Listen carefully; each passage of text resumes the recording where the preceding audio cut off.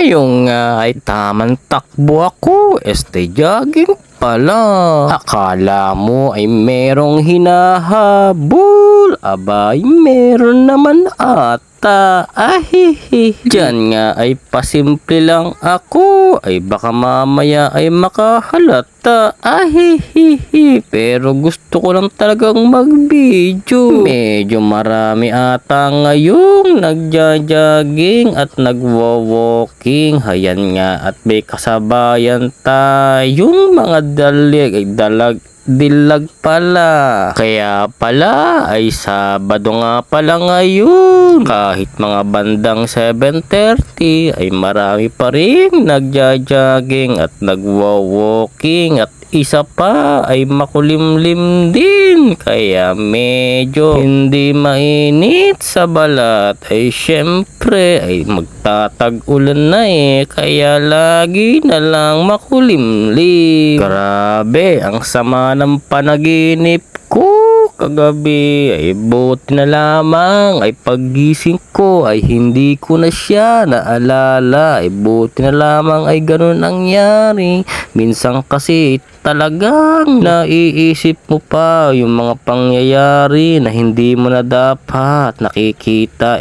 Naiisip pala. Parang isang bangungot na ayaw ko nang isipin pa. Ay sana pag ako'y nanaginip ay wag nang ganun, yung masaya na lang at nag-e-enjoy sa ibang dimension. Ahihihi. Diyan nga ay medyo marami tayong kasabayan. Ay medyo nagta-type shy type ako. Ay syempre medyo maraming tao. Ay sige lang, mag-video ka at wala naman silang pakialam sa'yo.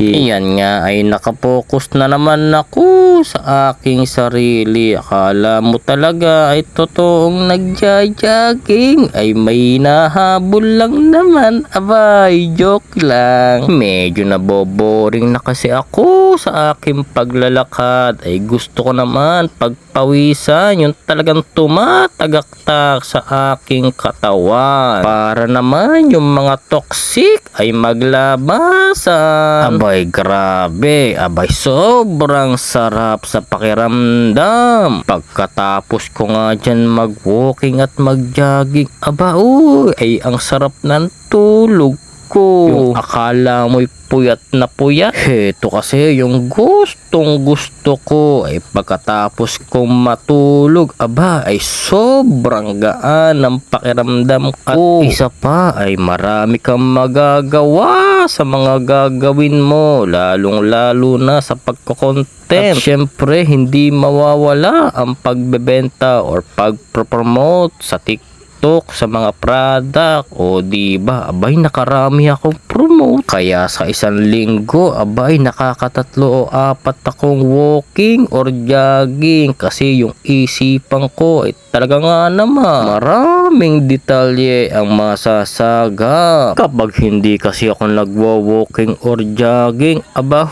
laging nakahilata.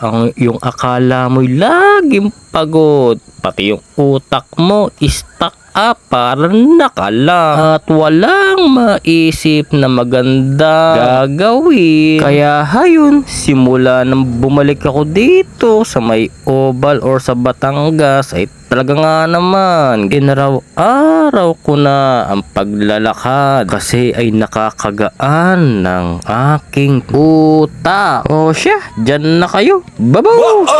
Eto na si Boy Tilaps. Yeah, chillin' lang, walang stress, pero sa isip, laging on the grind. Mga pangarap gustong i-define, kaya tara na, gumalaw! Sabay sa ritmo buong gabi, ang tamad ay itabi. Para sa iyong mga pangarap, Boy Tilaps, ikaw na yan. Boy Tilaps, angat na yan. Boy Tilaps, angat na yan. Angat na yan!